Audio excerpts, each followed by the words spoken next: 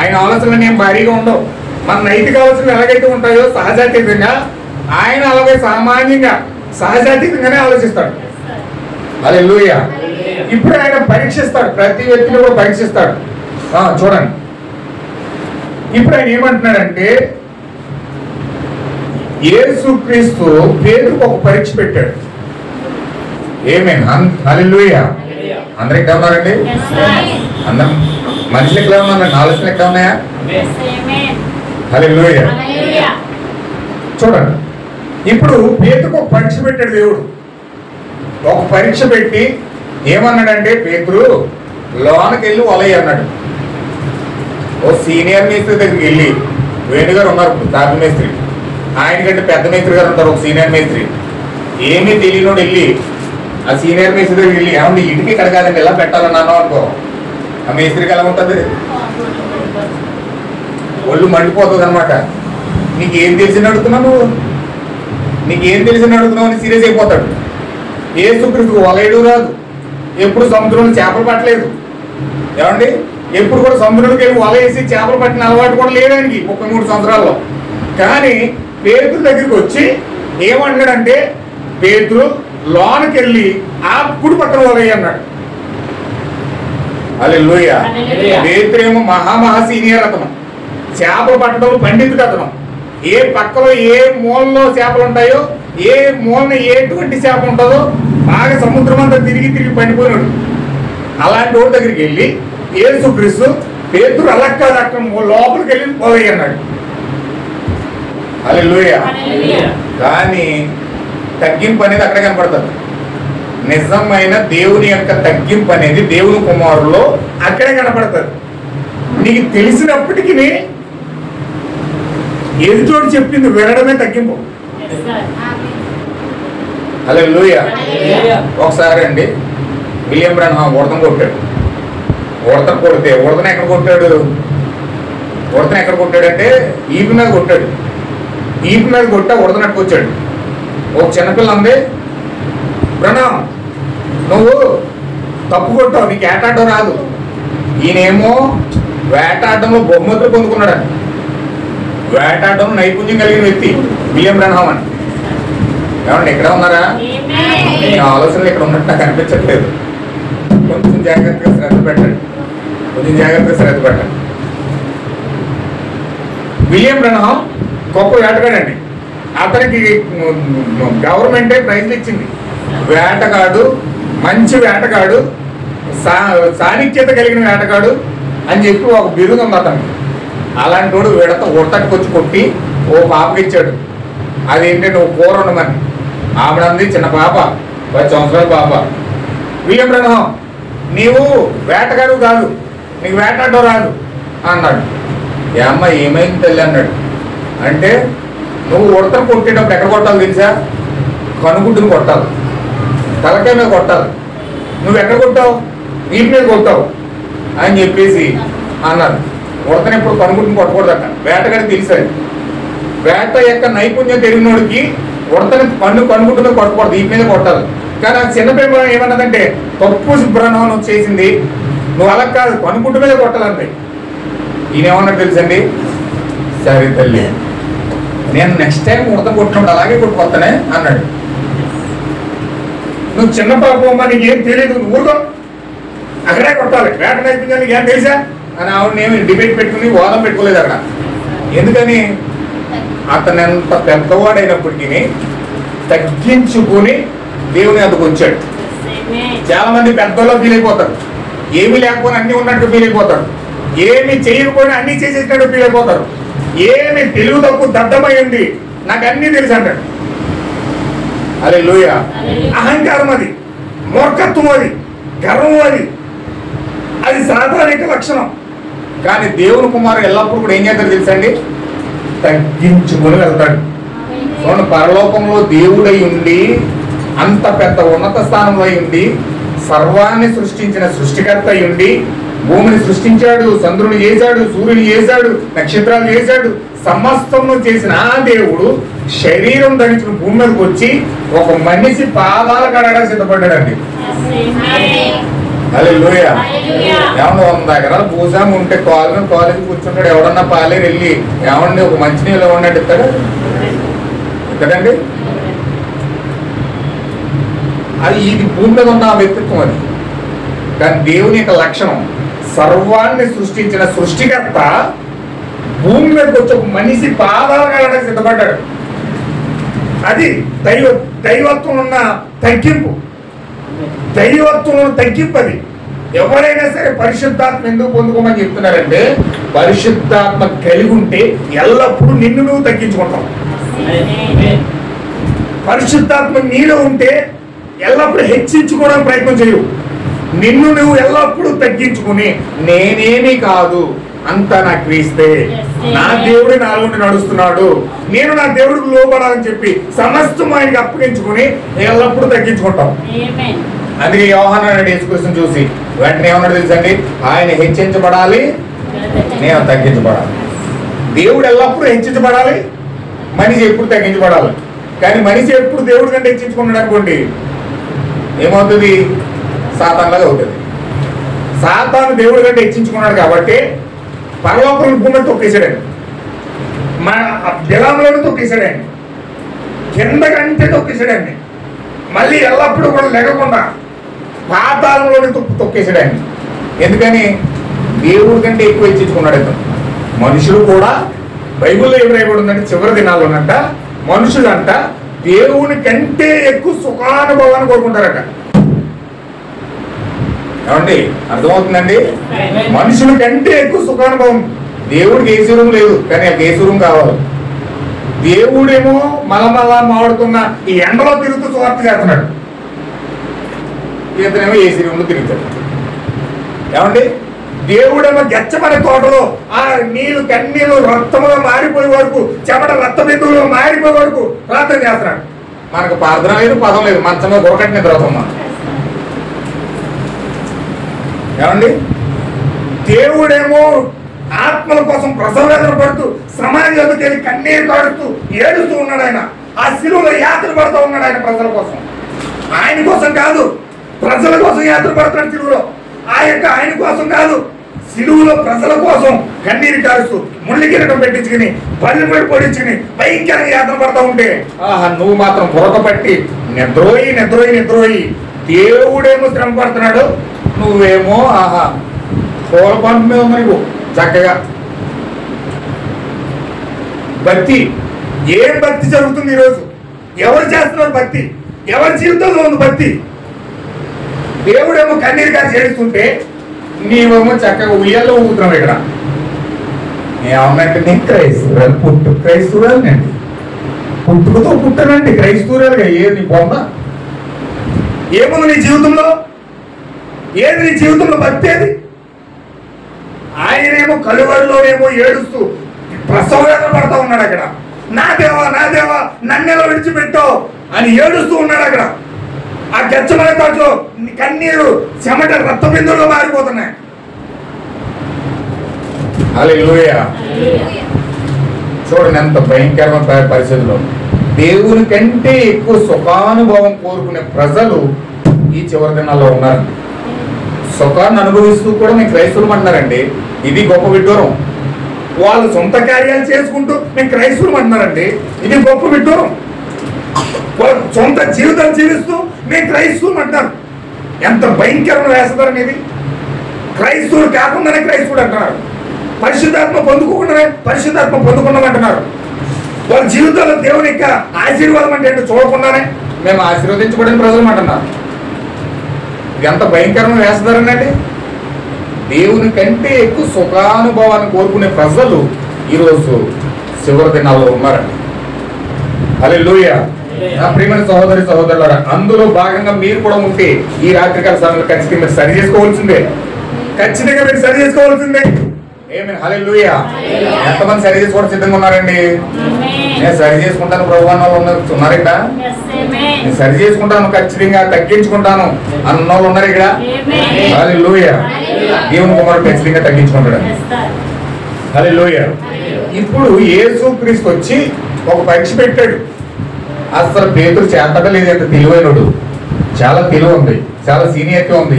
చేపలు పట్టడంలో తిట్ట, సముద్రం అంతా తిరిగేసి మొత్తం సముద్రం తిరిగేసేసిన వ్యక్తి, అలాంటి తోడికి వల ఏ పక్కన వేయాలో చెప్తే అసలు లోపడతాడో లేదా? ఒక పరీక్ష పెట్టాడు దేవుడు వచ్చి, నీకు కూడా పరీక్ష పెడతాడు. దేవుడు చెప్పాడు వాక్యాన్ని, యేసుక్రీస్తును బాప్తిజం పొందమని, లోపడతాడు లేదా? ప్రభురాత్రి భోజనం చేయమని, లోపడతాడా లేదా? యేసుక్రీస్తును బాప్తిజం పొందమని చెప్పినప్పుడు నువ్వు లోబడితే ఖచ్చితంగా వెళ్ళి పొందుతావు. హల్లెలూయా. పరిశుద్ధాత్మ బాప్తిజం పొందుకోండి అని చెప్పినప్పుడు పొందుకుంటే నువ్వు లోబడ్డావని. కొత్త జన్మ జన్మించాలి అని దేవుడు చెప్పినప్పుడు ఖచ్చితంగా జన్మిస్తే ఖచ్చితంగా లోబడ్డావని. హల్లెలూయా. లవోదికే సంఘకాలంలో ఉన్నట్టు అటు ఇటు ఉన్నాం అనుకో, అటు వెలుగు కాదు ఇటు చీకటి కాదు, అటు వేడి నీళ్ళు కాదు ఇటు చన్నీళ్ళు కాదు, అటు చన్నీళ్ళు వేడి నీళ్ళు కలిపేసి లోకము దెయ్యము దేవుడు కలిపేసి ఏమండి అలా ముందుకెళ్ళారు అనుకోండి, ఎలా ఉన్నారని ప్రజలు లవోదికే సంఘకాలంలో ఒకసారి చదువుతారా? ఈ ప్రజలు ఈ కాలంలో ఏ విధంగా ఉన్నారు చూడండి ఒకసారి. దేవుడి పిల్లలు చివరి సంఘ కాలంలో ఎలా ఉన్నారు, ఇప్పుడు ఈ కాలంలో ఎలా ఉన్నారు చూడండి ఒకసారి. 3:14 ప్రకటన గ్రంథం 3:14. లవోదికలో ఉన్న సంఘపు దూతకి లాభురాయము. ఇది లవోదిక సంఘకాలం, మనం లవోదిక సంఘకాలం ఉన్నాం. ఆమేన్ అనువాడును నమ్మకమైన సత్యసాక్షియు ఏమనగా నేను ఎరుగుదును. ఎలా ఉన్నామండి? దేవుళ్ళని లేడు, దెయ్యంతోని లేడు. దెయ్యము వచ్చే నాతో అన్నట్టు దేవుడు వచ్చే నాతో అన్నాడు. ఎలా సాధ్యమండి ఇది? ఇటు తాగుబోతుడు వెళ్ళి ముందు కొట్టుకాడు తాగేసి శుభ్రంగా తాగేసి వచ్చేస్తాడు, ప్రాంతంలోకి వెళ్ళి ప్రార్థన చేసేస్తాడు. అంటే దేవుడు వచ్చేది దెయ్యం వచ్చేది. ఇక్కడికి వెళ్ళి చీకట్లో వ్యభిచారం చేసేస్తాడు, ఇక్కడ వచ్చి ఏమైనా దెయ్యం దేవుళ్ళ ప్రార్థన చేసేస్తాడు. చీకట్లో చేయాల్సిన చీకట్లో, వెలుగులో చేయవలసిన వెలుగులో. ఎవరు వింటున్నారా? ఆమేన్. ఖచ్చితంగా దేవుడు ఆ విధంగా కోరుకోవట్లేదండి. ప్రజలు ఎలా ఉన్నారంటే వేడిగానే లేరు. వేడి అంటే పరిశుద్ధాత్మ అన్నమాట, అగ్ని. చల్ల అంటే ఐస్. ఫ్రిడ్జ్ లో పెడితే ఏమవుతుందండి? ఏదైనా సరే చచ్చిపోతుంది. ఫస్ట్ చచ్చిపోయిన వ్యక్తిని ఫ్రిడ్జ్ లో పెట్టేస్తారు. మీకు తెలుసా ఫ్రిడ్జ్ అంటే ఏంటనుకున్నారు? చచ్చింది పెట్టడానికి. మీరు చూడండి, ఫ్రిడ్జ్ లో పెట్టిన అదే లోపం మీరు ఫ్రిడ్జ్ లో పెట్టి తింటా ఉన్నారంటే ఆటోమేటిక్గా 6 రోజులు అయినప్పటికీ మీరు ఆటోమేటిక్గా వచ్చేస్తారు జ్వరం. కూలింగ్ వాటర్ అదే లోకం తాగుతూ ఉండండి. ఐస్లో ఎందుకు పెడతారు? చచ్చిపోని పెడతారు. మీరు చచ్చిపోని అని పెడితే తెల్లని ఫ్రెష్గా ఉంచుతాయి. చచ్చిపోని కూడా ఐస్లో పెడితే ఐస్ బాక్స్లో 4 రోజులైనా 5 రోజులైనా ఉండిపోతారు. అలాగా ఎందుకని? ఏమండి? చల్లదనం అంటే చచ్చిన దాన్ని భద్రపరిచేది ఏంటంటే ఐస్. చచ్చిపోయిందని భద్రపరుస్తుంది అనమాట. అది ఫ్రిడ్జ్ అంటే. వేడిగా ఉండేది ఏంటంటే అగ్ని, దేవుడు. అంటే వాళ్ళు చల్లగానే లేరు, అంటే ఫ్రిడ్జ్లోనే లేరు, పూర్తిగా దేవుళ్ళలోని అగ్నిలోని లేరు. వీళ్ళు బాప్తిజం, అగ్ని బాప్తిజం వద్దు, అలాగని పూర్తిగా దెయ్యం దగ్గరికి వెళ్ళిపోలేదు. వీళ్ళు ఏం చేస్తున్నారంటే సంఘశాఖలో ఉండి అటు దేవుళ్ళలోకి వెళ్లకుండా ఇటు దెయ్యం దగ్గరికి వెళ్లకుండా మధ్యలో ఇరుక్కుపోయారు. 2 పడవల మీద అడిగితే ఏమవుతుందండి? ఏమండి? 2 పడవల మీద అడిగితే ఏమవుతుంది? ఓ పడవ వెళ్ళిపోతుంది, పడవ వెళ్ళిపోతుంది. అలాగే నీ జీవితం అలా ఉండదు. ఎలాగంటే ఓ చెయ్యేమో దెయ్యానికి ఇచ్చావు, ఓ చెయ్యేమో దేవుడికి ఇచ్చావు. దెయ్యం పట్టుకుంటే దేవుడికి నచ్చదు, దేవుడు పట్టుకుంటే దెయ్యం నచ్చదు. ఒక సమయం వచ్చినోడికి దెయ్యం వదిలేస్తే దేవుడు వదిలేస్తాడు. ఇప్పుడు నీ పరిస్థితి ఏంటి? అగ్నిగుణం అనమాట. పెద్ద గొయ్యి వస్తుంది అక్కడికి. ఇప్పుడు దేవుడు పేతురుకు ఒక పరీక్ష పెట్టాడు. పరీక్ష నేను నమ్ముతున్నాను, ముందు ఆయన నిరూపించుకుంటాడు, అన్ని కార్యాలు నిరూపిస్తాడు. నిజమైన క్రైస్తవుడు విశ్వాస పరీక్షలో ఆనందిస్తాడు. నిజమైన క్రైస్తవుడు ఎక్కడ ఆనందిస్తాడండి? నిజమైన క్రైస్తవుడు అని పరీక్షలో ఆనందిస్తాడంట. దేవుడు పరీక్షిస్తే నిజమైన క్రైస్తవుడు తెలిసిపోతాడు. యోబు ఏమన్నాడు? యోబు ఎట్లు చచ్చిపోయినాయండి, గొర్రెలు చచ్చిపోయినాయి, మేకలు చచ్చిపోయినాయి, పిల్లలు చచ్చిపోయారు, బిల్డింగ్ కూలిపోయి అంత ఆస్తి అంత సర్వనాశనం అయిపోయింది. ఇంకా భార్య ఒకతే మిగిలింది. భార్య మిగిలిన తర్వాత యోబు కుష్ఠరోగం వచ్చేసింది. బూడిదలో కూర్చున్నాడు. బూడిదలో కూర్చుని ఏడుస్తున్నాడు. చిల్లపెంగిలిచ్చి గోక్కుంటుంటే ఈలోగా ఫ్రెండ్స్ వచ్చారు, యోగు ఫ్రెండ్స్ వచ్చి అన్నారు, యోగు నువ్వు చాలా పరిశుద్ధిగా నటించావు కానీ ఏదో చీకట్లో ఏదో పాపం చేసేసి ఉంటావు, నువ్వు సరి చేసేసుకోదాన్ని. దేవుడు పాపం లేకుండా శిక్ష వేయడు, ఖచ్చితంగా ఏదో పాపం చేసి ఉంటావు నువ్వు, అందుకే ఇలాంటి బలమైన పాపం శిక్ష వచ్చేది నీకు. దయచేసి చెప్తున్న మాటలు ఏంటంటే నువ్వు పశ్చాత్తాపడుకో అన్నారు. అప్పుడు యోగం అన్నాడు తెలుసండి, లేదు నా యొక్క స్నేహితులారా, నేను ఏ పాపం చేయలేదు, నా పిల్లల కోసం దహన బలులు అర్పించాను, నా భార్య కోసం దహన బలి అర్పించాను, ప్రతిరోజు నన్ను నా కొరకు నేను చేసిన అపరాధాల కోసం ఏదైనా చేసిన నా కొరకు కోసం బలి అర్పించేవాడిని, నేను చేసిన పాపం కాదు ఇది, దేవుడు నన్ను పరీక్షిస్తా ఉన్నాడు. హల్లెలూయా. నిజమైన దేవుని కుమారుడిని దేవుడు పరీక్షించేటప్పుడు అర్థమైపోద్ది అది తప్పు కోసం వచ్చిందా, పాపం చేసి వచ్చిందా, లేకపోతే దేవుడు పరీక్షిస్తే వస్తుందా. ఖచ్చితంగా గుర్తిస్తారు. ఏదో పాపం చేసి వచ్చిందేమో, దేవుడు పరీక్షిస్తున్నాడేమో, లేకపోతే ఏదో జరుగుతుందేమో, ఏమో కాదు, అలాగనుకోడు దేవుడు కుమారుడు. ఖచ్చితంగా అతనికి తెలుస్తుంది. ఏమని తెలుస్తుందంటే ఖచ్చితంగా దేవుడు నన్ను పరీక్షిస్తున్నాడు. ఈ యొక్క పేతురుకి వాళ్ళ లోపలికి వెళ్ళి వేయమని చెప్పినప్పుడు పేతురు కూడా అర్థమైపోయింది. ఏమని అర్థమైందో తెలుసండి, ఈయన ఎవరో నన్ను కొంతమంది పరీక్షిస్తున్నాడు, ఈయన నేను ఎంత టాలెంట్ పర్సన్ని, సముద్రం అంతా తిరిగి వచ్చినోడిని, నన్ను లోపలికి వెళ్ళి వేయమన్నాడంటే ఈయనలో ఏదో సంథింగ్ కనబడతా ఉంది, ఈయనలో ఏదో సంథింగ్ ఉంది, ఎందుకు ఒకసారి చూద్దామని చెప్పి నన్ను ఏదో టెస్ట్ చేస్తున్నాడినా, నన్ను ఏదో పరీక్షించడాడినా, దాన్ని ఏంటో చూద్దామని చెప్పి ఏం చేయడంటే పేతురు లోపడ్డాడు. అప్పుడే ఆయన ఇక్కడ పర్వతం పైకి వచ్చినప్పుడు అక్కడ ఏదో విషయం ఉన్నది. అవునా, మనకు పరీక్షలు బంగారం కంటే మంచివని అపోస్తులు చెప్పినది నేను నమ్ముతున్నాను. దీని గురించి ఆలోచించండి. మీరు సాక్షిగా ఉండేందుకు దేవుడు మిమ్మల్ని అనారోగ్యానికి గురి చేసి ఉండొచ్చు. ఆపై మీరు ఆయన వాక్యంపై నిలబడడానికి ఆయన మిమ్మల్ని స్వస్థపరచవచ్చు. అప్పుడు మీరు వ్యతిరేకత ఎదుర్కొన్నప్పుడు సందేహం యొక్క నీడను దాటి నాకు తెలుసు అని చెప్పవచ్చు. యెరూషలేము యోదయ సమరయాలు నాకు సాక్షులైందురు. సాక్షి అంటే నిజంగా ఏదో చూసి ఎక్కడో ఉండి మరియు ఏదో చూసి ఉంటాడు, అది సరైనదేనా? ఇప్పుడు గుర్తించుకోనండి, సాక్షిగా ఉండాలి. వారు దేని గురించి మాట్లాడుతున్నారు తెలుసుకోవడానికి ప్రత్యక్ష సాక్షిగా ఉండాలి. ఇది రెండవది కాదు. మీరు దేవుని యొక్క ఇక్కడ న్యాయస్థానం వద్దకు వెళ్ళి నేను వీధిలో ఒక శిథిలాన్ని చూశాను మరియు దాని కిటికీ అర్థంలో చూస్తే మీరు సాక్షిగా ఉండలేరు. మీరు వ్యక్తిగతంగా అక్కడే ఉండాలి. మీరు విషయాలు 2 సార్లు చూడలేరు. మీరు సరైన సాక్షిగా ఉండాలి. అంటే దేవుడు నీకు పరీక్ష ఎందుకు పెడుతున్నాడంటే, ఏమన్నా వింటున్నారా, నీకు రోగం పెట్టచ్చు, కడుపుని పెట్టచ్చు, లేకపోతే ఏదో పెద్ద ప్రాబ్లంని పెట్టచ్చు. దేవుడు అలాంటి శ్రమలు లేకపోతే ఎవరో వచ్చి నీ మీద లేచిపోవచ్చు, ఏదో అప్పులు రావచ్చు, అప్పుల సమస్యలు రావచ్చు, లేకపోతే భయంకరమైన కారణాలు ఏవి రావచ్చు. ఇవన్నీ దేవుడు ఎందుకు అనుమతిస్తున్నాడంటే నీకు దేవుడు పరీక్ష ఇచ్చి పరీక్షలో ఏ విధంగా నువ్వు నిలబడ్డావో నీ యొక్క వ్యక్తిగత సాక్ష్యంను అనుభవ రీతిగా దేవుడు నీకు తెలియజేయడం కోసం దేవుడు పరీక్షిస్తాడట. హల్లెలూయా. నీకు ఒక అనుభవం నేర్పిస్తున్నాడు దేవుడు, నీకు ఒక ట్రైనింగ్ ఇస్తున్నాడు. ఆయన ట్రైనింగ్ అంటే పరీక్ష. దేవుడు ట్రైనింగ్ ఎలా ఇస్తాడండి? పిల్లలకు ట్రైనింగ్ ఇస్తారు కదా చాలా మంది, అలా చేయకూడదు నాన్న, ఇలా చేయకూడదు నాన్న, ఇలా చెప్పు నాన్న, అలా చెప్పు నాన్న. చక్కగా తల్లిదండ్రులు పిల్లలకు ట్రైనింగ్ ఇస్తారు, మాస్టర్లు పిల్లలకు ట్రైనింగ్ ఇస్తారు, లేకపోతే ఒక టీచర్లకి ఒక కోచ్ ఏం చేస్తాడంటే ట్రైనర్కి ట్రైనప్ చేస్తూ ఉంటారు ఏదో విషయంలో, అన్ని విషయాల్లో.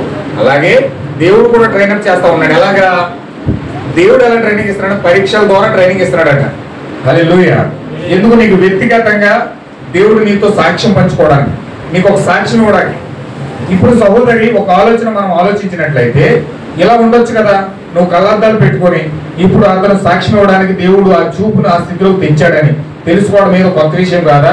ఆయన వచ్చాడని మనం తెలుసుకోవడం ఇది అద్భుతమైనది. అవునా? వీడు గుడ్డువాడే పుట్టుటకు ఎవడు పాపం చేసాను, వీడి కన్నవారా అని ఆయన అడగగా యేసు వీడైనను వీడి కన్నవారైన పాపం చేయలేదు, కానీ దేవుడి క్రియలు వీని అందు ప్రత్యక్షమవుటకే వీడు గుడ్డువాడిగా పుట్టాడు అన్నాడు. దేవుడు కొందరు సాక్షులను కోరుతున్నాడు. ఇప్పుడు మీరు బయటకు వెళ్ళి సాక్షిగా ఉండడానికి, ఆపై విశ్వాస పరీక్షలో నిలబడడానికి, ఆయన మిమ్మల్ని స్వస్థపరచడానికి ఆయన స్వస్థత వరం పంపాడు. ఆయన స్వస్థత వరాన్ని రుజువు చేసుకోవాలంటే నీకేదో రోగం పెట్టాలి. ఆయన ఆయన స్వస్థత వరాన్ని నీ వ్యక్తిగత జీవితం అనుభవించడానికి నువ్వు చెప్పాలి. ఏమని? ఆయన స్వస్థపరిచేవాడు. ఎప్పుడు చెప్తావు? ఎప్పుడు చెప్తారండి? ఏమండి? ఆయన స్వస్థపరిచేవాడు అని ఎప్పుడు చెప్తారు? మీ జీవితంలో ఏదో స్వస్థత జరిగినప్పుడు, మీ జీవితంలో ఏదైనా ప్రార్థించినప్పుడు స్వస్థత జరిగింది అనుకోండి, వెంటనే ఎవరన్నా రోగంతో పడిపోయారు అనుకో, వాళ్ళకి వెంటనే మీరు వెళ్ళి సాక్ష్యం ఇస్తారు. ఏమని? ఫలానా వ్యక్తి నేను ఫలానా టైంలో ఇలా వీక్ అయిపోయాను, నేను ప్రార్థన చేసిన ఇలాగా, దేవుడు నన్ను ఈ విధంగా స్వస్థపరిచాడు, నీవు కూడా అలాగే ప్రార్థన చెయ్యమ్మా, దేవుడు నిన్ను కూడా స్వస్థపడతాడని ఇలా వ్యక్తిగా సాక్ష్యం ఇస్తాం. అవునా కదండి? నీకు స్వస్థత జరిగితే చెప్తావు వెళ్ళి. నీకు డాక్టర్ల ద్వారానో ట్యాబ్లెట్ల ద్వారానో జరిగిందనుకో, దేవుడు స్వస్థపరిచాడని చెప్తావా? చెప్పరండి. ఎందుకంటే నీకు స్వస్థత ఎలా జరిగిందమ్మా అంటే పలానా హాస్పిటల్కి వెళ్ళానండి, ఆ డాక్టర్ గారు ఇంజక్షన్ చేశాడండి అంతే తగ్గిపోయిందండి అంటాం. లేదా డాక్టర్ గారు ట్యాబ్లెట్ ఇచ్చాడండి తగ్గిపోయిందండి, లేదా డాక్టర్ గారు ఇచ్చేసాడని ఇచ్చేసాడని తగ్గిపోయింది. అంటే డాక్టర్ కోసం సాక్ష్యం ఇస్తావు కానీ దేవుడి కోసం సాక్ష్యం ఇవ్వవు. హాస్పిటల్ కోసం సాక్ష్యం ఇస్తావు కానీ దేవుడి కోసం సాక్ష్యం ఇవ్వవు. హల్లెలూయా. అంటే మనుషుల కోసం సాక్ష్యం ఇస్తావు కానీ దేవుడి కోసం ఇవ్వలేవు. ఎప్పుడు నీ జీవితంలో సాక్ష్యం ఇస్తావంటే దేవుడు నీ జీవితంలో స్వస్థత చేసినప్పుడు అప్పుడు వెళ్ళి ఇంకొకరు సాక్ష్యం ఇవ్వగలుగుతావు. ఆ సాక్ష్యాన్ని ఇవ్వడానికి కోసమే దేవుడు రోగాన్ని నీకు అనుమతిస్తున్నాడు. ఏమే? హల్లెలూయా. ఎంతమందికి అర్థమైంది అన్నమాట? ఆమేన్.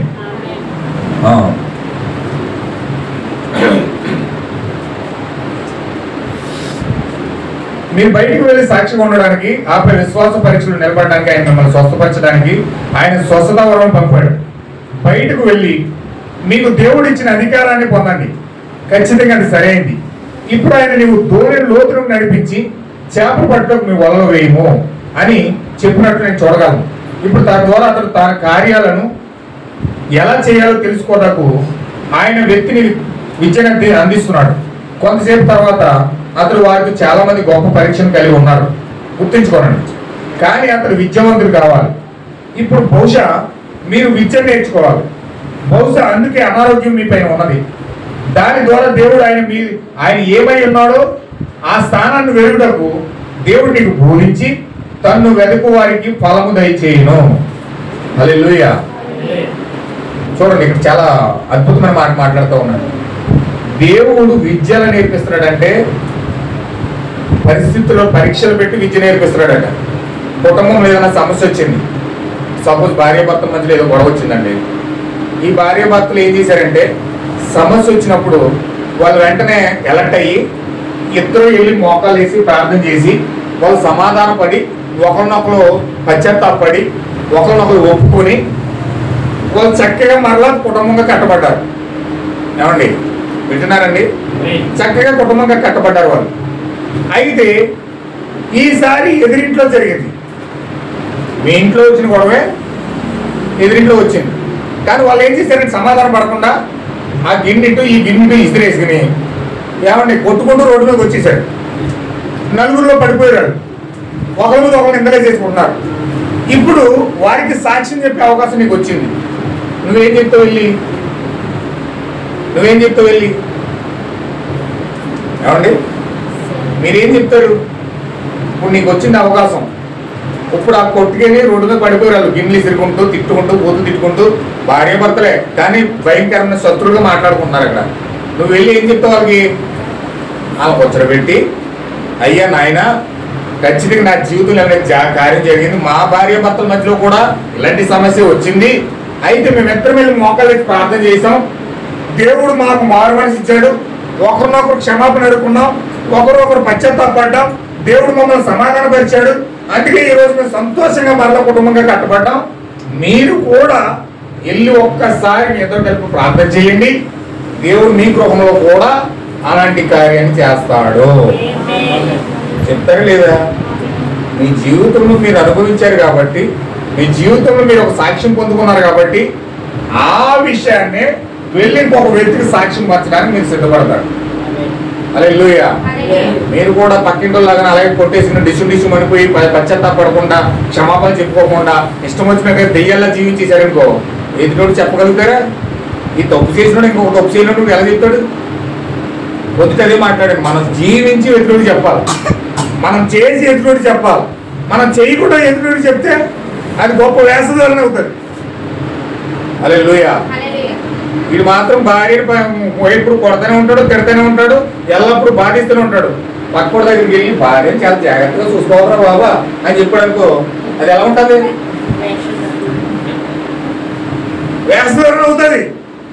అలా చేయకూడదండి. నువ్వు చూసుకుంటేనే ఎదుటి చెప్పాలి, నువ్వు చేస్తేనే ఎదుటి చెప్పాలి. అది నువ్వు చేయకుండా ఎదుటి చెప్తే అలా చెయ్యాలి, ఇలా చేయాలని చెప్పి నీతులు చెప్తే అది చెల్లదు, అది భయంకరమైన వేషధరం అవుతుంది. హల్లెలూయా.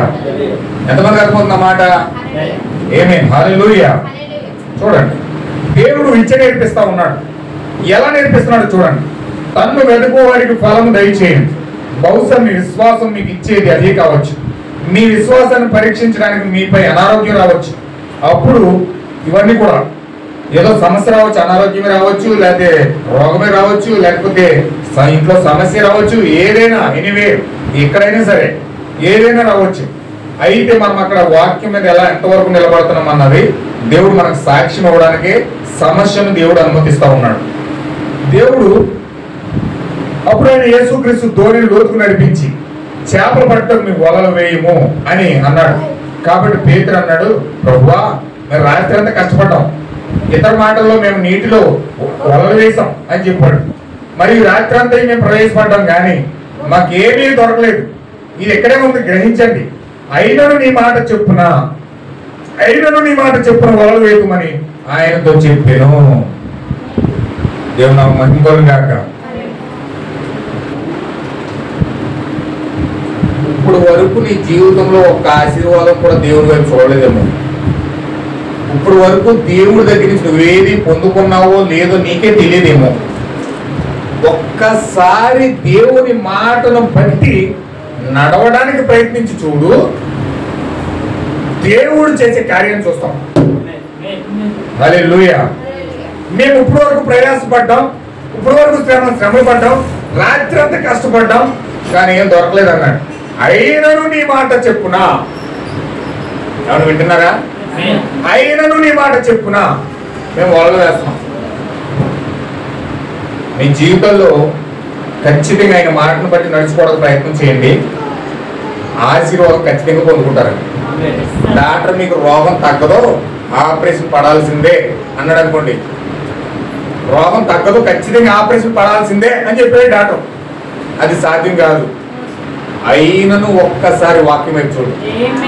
నేను పొందిన దెబ్బల చేత నువ్వు స్వస్థత పొందావు. ఆ వాక్యంలో ఒక్కసారి అయినను నీ మాట చెప్పునా, నీవు పొందిన దెబ్బల చేత నువ్వు స్వస్థత పొందావని పలికావు. ఆ మాట చెప్పున నేను నిన్ను విశ్వసిస్తున్నాను అని చెప్పు, దేవుడు కార్యం చేస్తాడు. సమస్యలతో నిండిపోయి దుఃఖభరితులై భయంకరంగా సమస్యలతో నిండిపోయేవేమో, ఒక్క మాట చెప్పు, అయినను నీ మాట చెప్పునా, అయినను నీ మాట చెప్పునా నేను విడిపించబడతాను. కృంగిన వారిని లేవనెత్తే దేవుడు యేసుక్రీస్తు అని చెప్పాడు. హల్లెలూయా. ఒకవేళ కృంగిపోయేవేమో, బయట పడలేని స్థితిలో ఉన్నావేమో, పాపంతో కృంగిపోయేవేమో, అప్పుల్లో కృంగిపోయేవేమో, భారభరితమైన హృదయంతో కృంగిపోయేవేమో, అవిశ్వాసంతో కృంగిపోయేవేమో, నా భర్త ఎప్పుడు అనుమానిస్తాడని ఆవేదనతో కృంగిపోయేవేమో, నా భార్య ఎప్పుడు నా మాట ఎందు అనే భయంకరమైన వేదంతో కృంగిపోయేవేమో. హల్లెలూయా.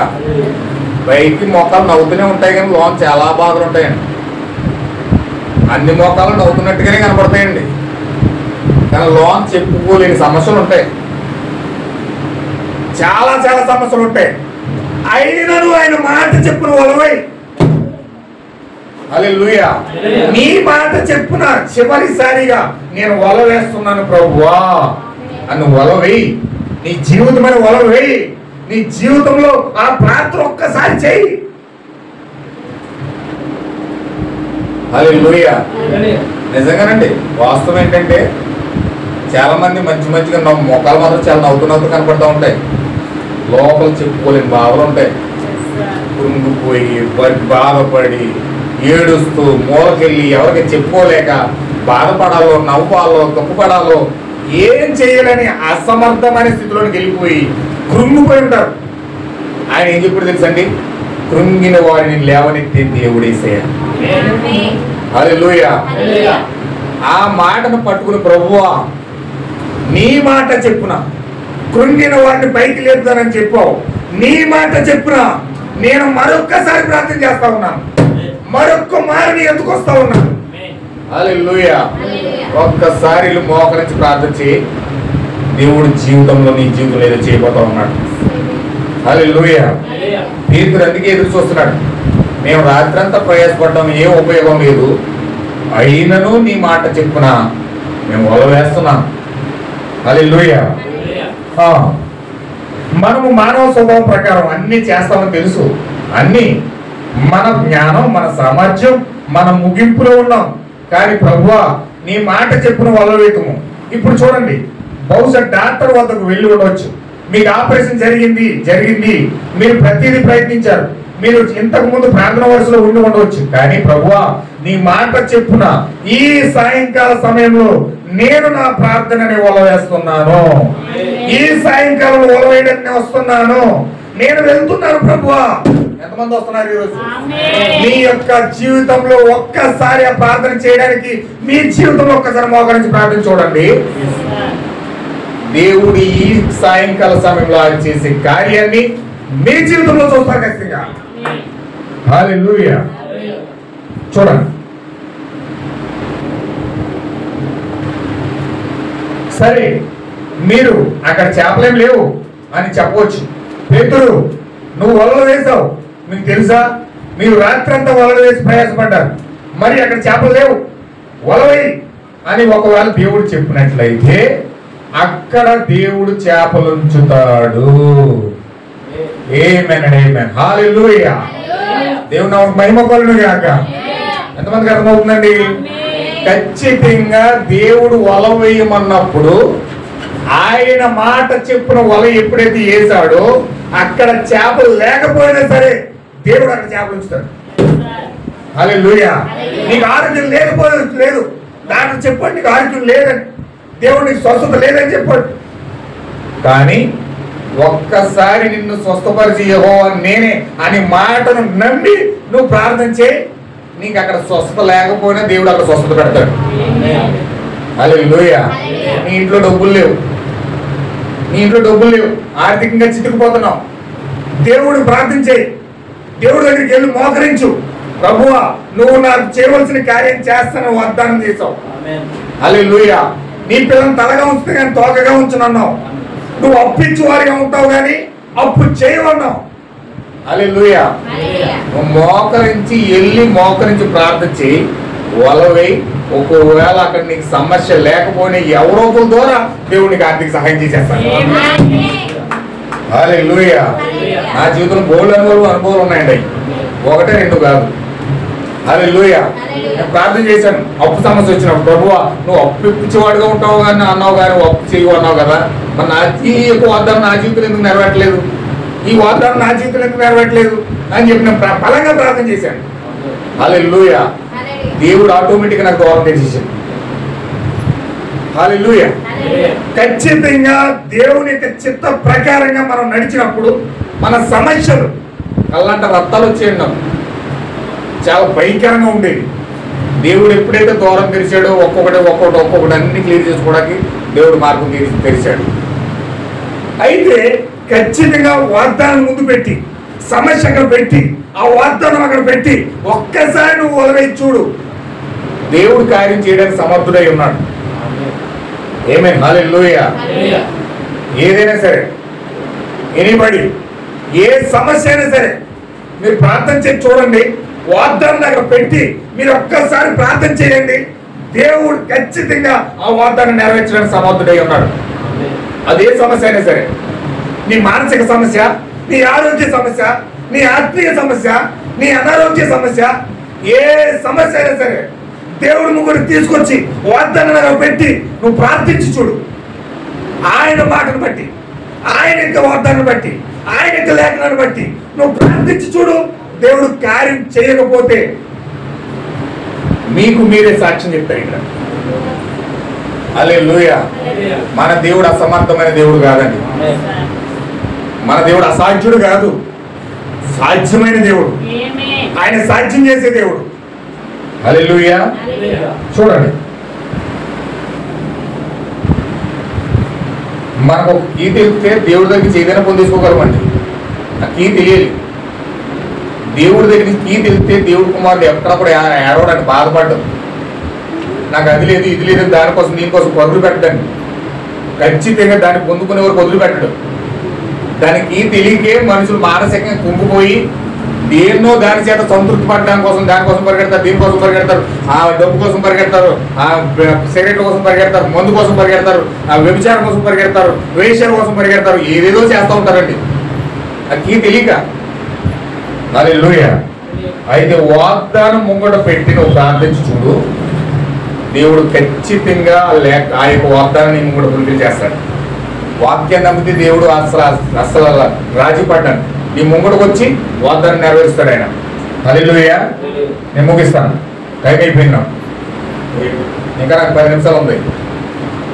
మీరు అప్పుడే ఓపు లేనట్టు అయిపోకండి. హల్లెలూయా. అందరూ ఆమె చెప్పండి ఒకసారి.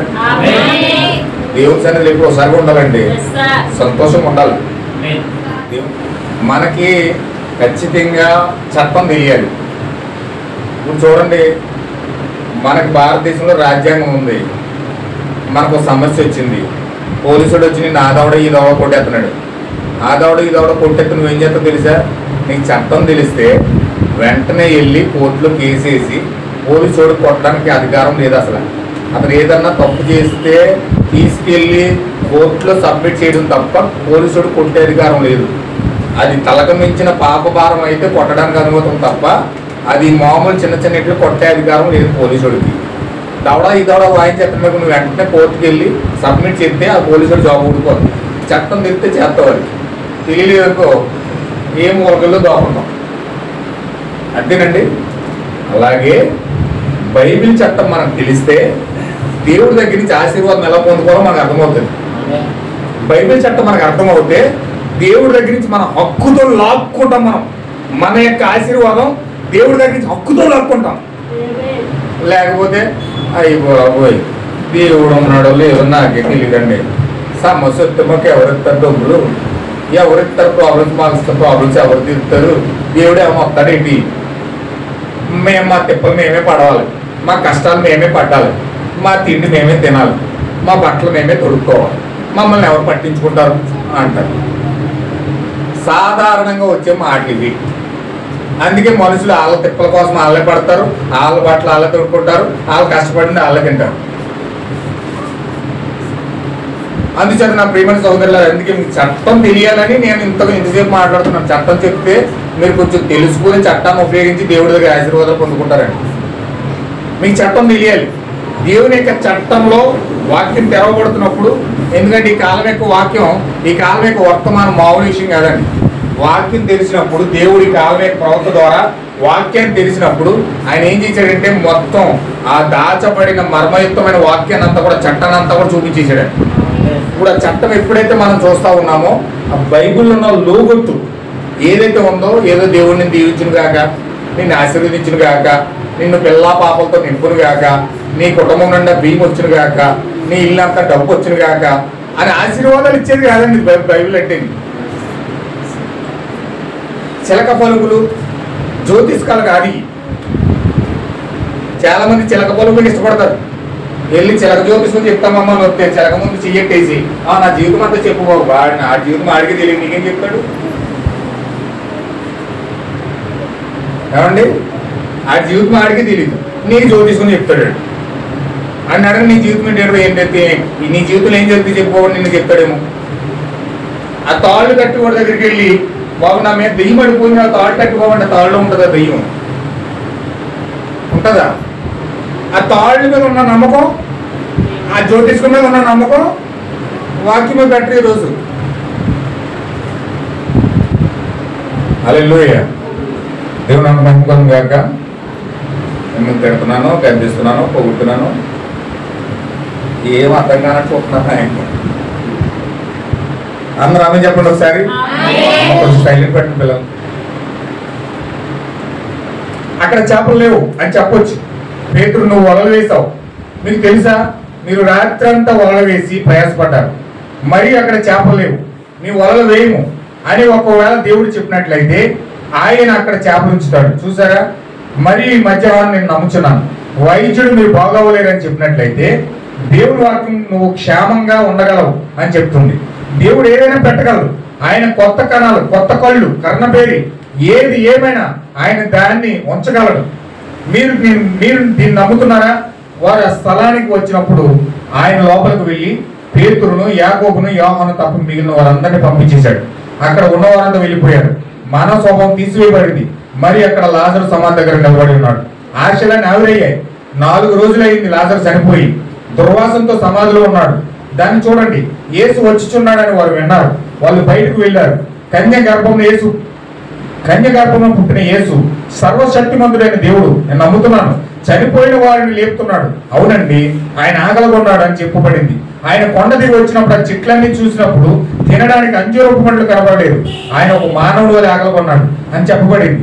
ఆయన చెట్టుపై చూస్తున్నప్పుడు ఆయన ఆకలితో ఉన్నాడని నాకు తెలుసు, కానీ ఆయన 5 రొట్టెలు 2 తీసుకొని 5,000 మందికి ఆహారంగా పంచినప్పుడు ఆయన దేవుడు అని, అది నిజమే.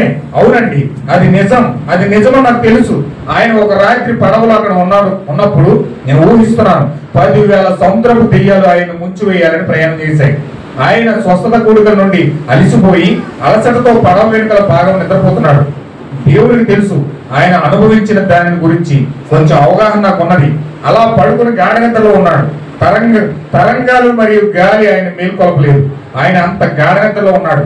కానీ అప్పుడు ఆయన అక్కడ ఉన్నప్పుడు ఆయన మానవుని నిద్రపోయాడు. అవునండి, అప్పుడు నేను ఆయన ఒక మానవునిగా నిద్రపోయి ఆయన మేల్కోవడం చూసినప్పుడు లేచి ఆ పడవ అమలపై తన కాలు వేసి ఆకాశం వైపు చూసి గాలిని గద్దించి సముద్రముతో ఇలా అన్నాడు, నిశ్శబ్దముగా ఊరకుండుము.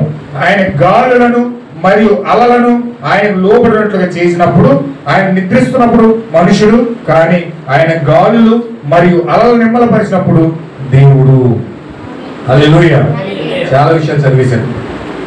ఇక్కడ దేవుడు చెట్టుని శపించేశాడు. చెట్టుని శపించిన దేవుడే 2 చేపలు 5 రొట్లు 5,000 మందికి పంచాడు. పడవలో నిద్రపోయిన దేవుడే అదే దేవుడు లేచి ఆ గాలుని అలని అవి చేశాడు. హల్లెలూయా. చనిపోయి 4 రోజులైనా చనిపోయిన లాజర్ని, అసాధారణమైన కార్యం అది, కొంపు కొడతా ఉన్నాడు. అయినా కానీ చనిపోయిన లాజరు దేవుని యొక్క పిలుపు అందుకుని 4 రోజుల తర్వాత లేచి వచ్చేసాడు. అంటే దేవునికి అసాధ్యమైనది ఏదైనా ఉన్నదండి? ఏమండి, దేవునికి అసాధ్యమైనది ఏమి లేదు. చనిపోయి 4 రోజులు కంపు కొడుతున్న శవమైనా లేచి వచ్చేసింది. చెట్టు మాడిపోయింది. సముద్రపు అలలను కూడా దేవుడు అణిచేశాడు. మరి నీ జీవితంలో అంత పెద్ద పెద్ద కార్యాలు జరిగినప్పుడు నీ జీవితంలో చిన్న సమస్యను రూపుమార్చలేడా? ఏమండి, నువ్వు మోకెళ్ళి కన్నీరు కాచేసి ఏడ్చేస్తావు కదా, బాధపడిపోతావు కదా, నా జీవితం ఇలాగ అయిపోయిందని ఏడ్చేస్తావు కదా.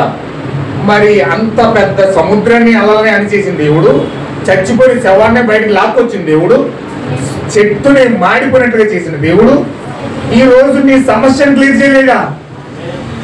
నువ్వు నమ్మక, ఆయన్ని సమీపించగా, ఆయన వాక్యాన్ని ప్రకారం నువ్వు చేయగా, దేవుని చిత్తాన్ని తెలుసుకోనగా ఈ రోజు నువ్వు దానికి పొందుకోలేకపోతా ఉన్నావు.